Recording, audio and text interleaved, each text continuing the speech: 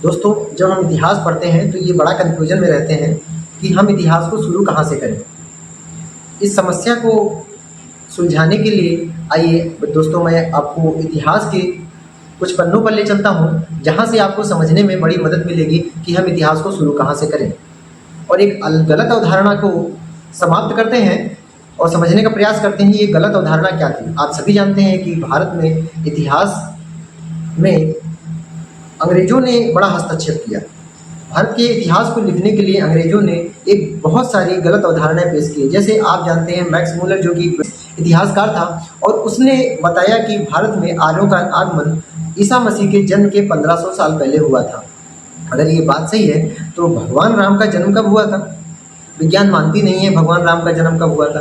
तो आइए दोस्तों, इस राज से पर्दा उठाएंगे कि भगवान राम का जन्म कब हुआ था।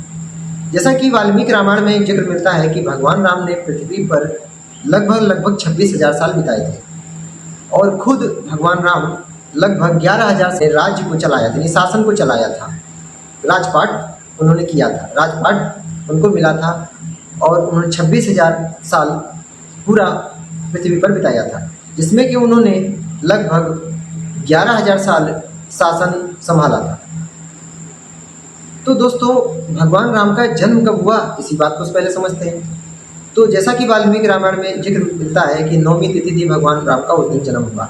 तो भगवान राम का जन्म ईसा मसीह के जन्म के 5114 साल पहले हुआ था।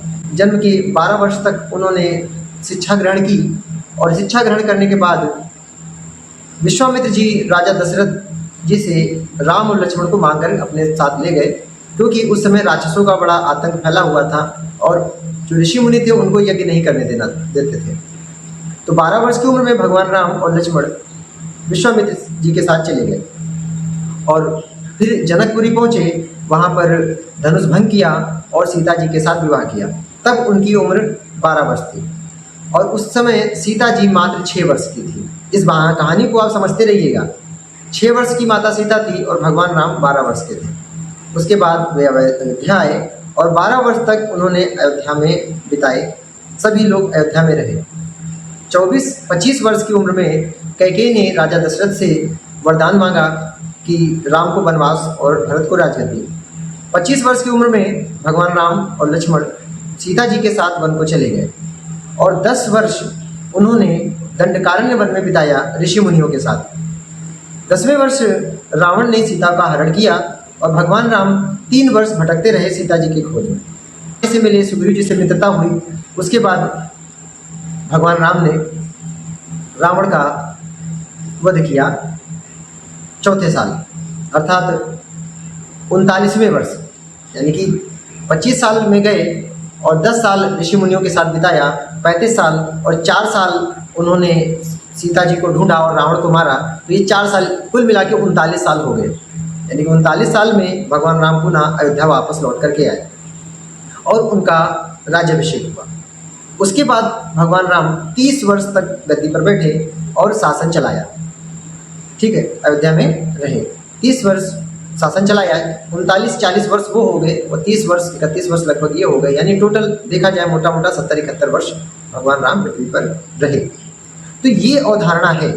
लेकिन जब पुराणों में बात करें तो हजारों साल आते हैं। तो ये 1000 साल क्या है दोस्तों? ये 1000 साल और कुछ नहीं है, ये दिनों की गणना होती है 1000 साल। जैसे भगवान राम 26,000 साल पृथ्वी पर रहे। 26,000 साल का मतलब होता है कि 26,000 दिन पृथ्वी पर रहे, और 26,000 दिन को जब आप एक वर्ष में 365 दिन होते हैं, और जब आप डिवाइड करेंगे 26,000 साल को, तो लगभग 70-71 वर्ष आएगा, 71 वर्ष आएगा। तो भगवान राम यही 71 वर्ष पृथ्वी पर रहे थे।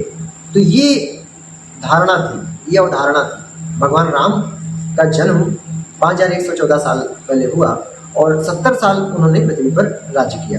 तो ये जो पुराणों में जो कल्पनाएं होती हैं हजारों साल राज्य किया, तो वो 1000 को आप एक दिन लेके चलेंगे तब गणना सही आएगी। तो 26,000 साल यानी 26,000 दिन पृथ्वी पर रहे। तो 26,000 दिन में कितने वर्ष बने, आप डिवाइड कर लीजिए 365 से, आपको समझ में आ जाएगा कि इतने साल पृथ्वी पर रहे।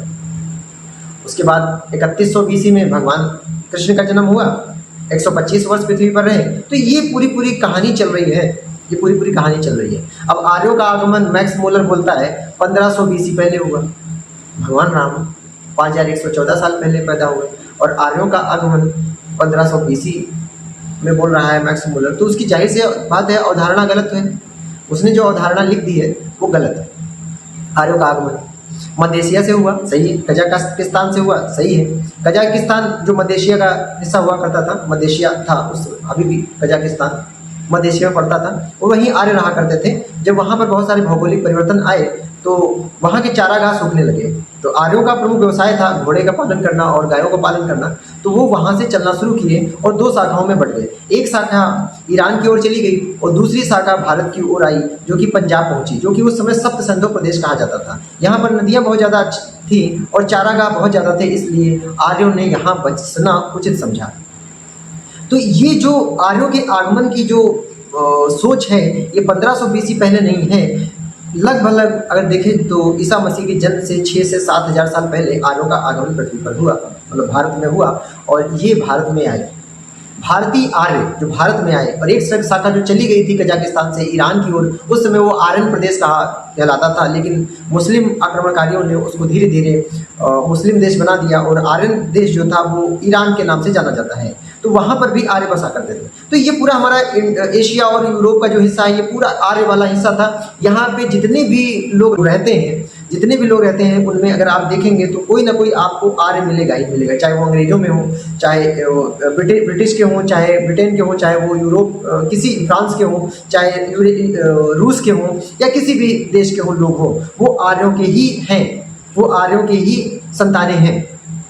अगर उनका DNA मैच कराया जाए तो आपको ये मिलेगा कि उनमें से किसी न किसी का DNA आर्य से मैच जरूर करेगा, हमारे इंडिया में भी और अदर कंट्रीज में भी। तो आर्यों की ही संतानें हैं, लेकिन वो कन्वर्टेड हो गए, ईसाई धर्म अपना लिए, मुस्लिम धर्म अपना लिया, तो इस वजह से उनका जो है वहाँ के निवासी वो कहला रहे हैं, वो अलग धर्म के लोग कहला रहे हैं। लेकिन अगर DNA देखा जाए तो उन लोग का DNA भी बहुत से लोगों का आर्यों से मैच करेगा, जैसे हम लोग का भी DNA मैच करेगा जो इंडिया में लोग रह रहे हैं। बेसिकली नॉर्थ एरिया, मध्य भारत से ऊपर वाला हिस्सा, जो हम लोग उत्तर प्रदेश, जो ये वाला हिस्सा है, ये आर्यों का प्रदेश हुआ करता था।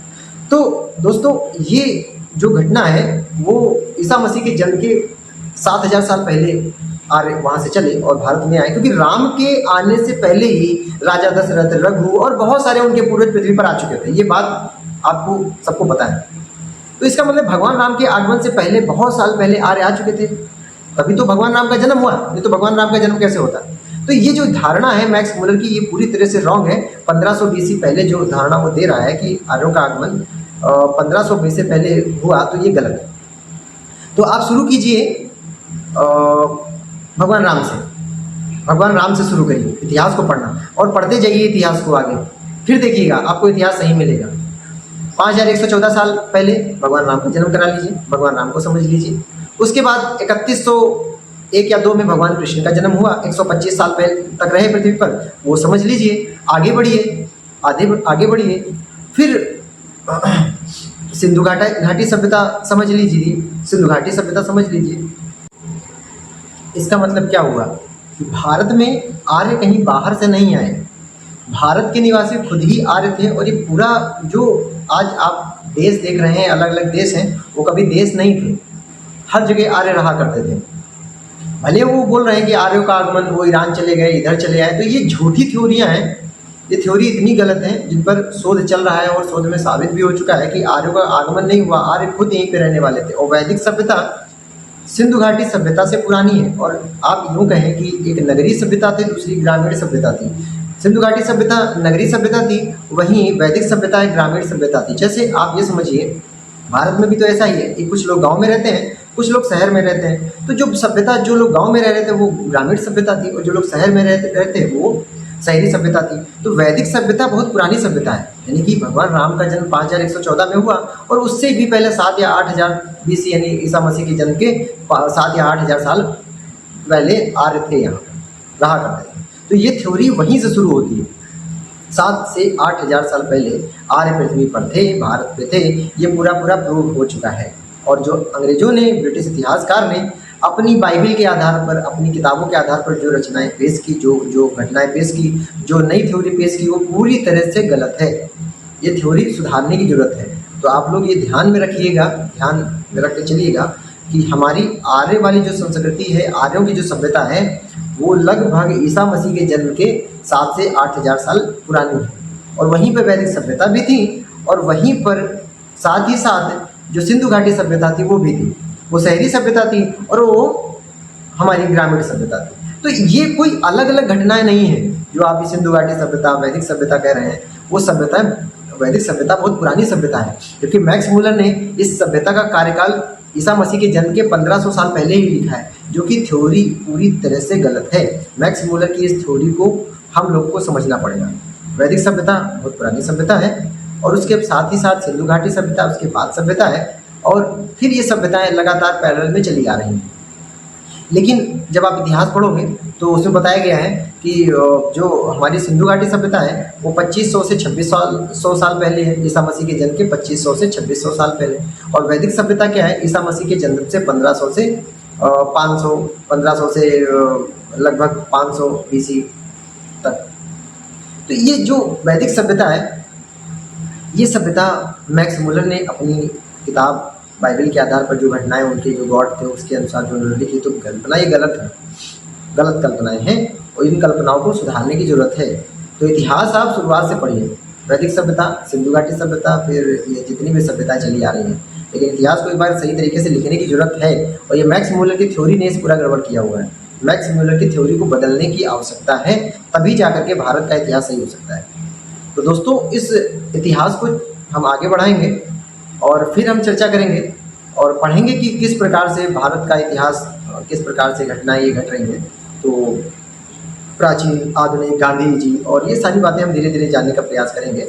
ठीक है, तो आप इस वीडियो को देखिएगा, समझिएगा और कमेंट करिएगा अगर कोई बात आपको गलत लगी हो। ओके, वीडियो देखने के लिए आप सबका बहुत बहुत धन्यवाद। और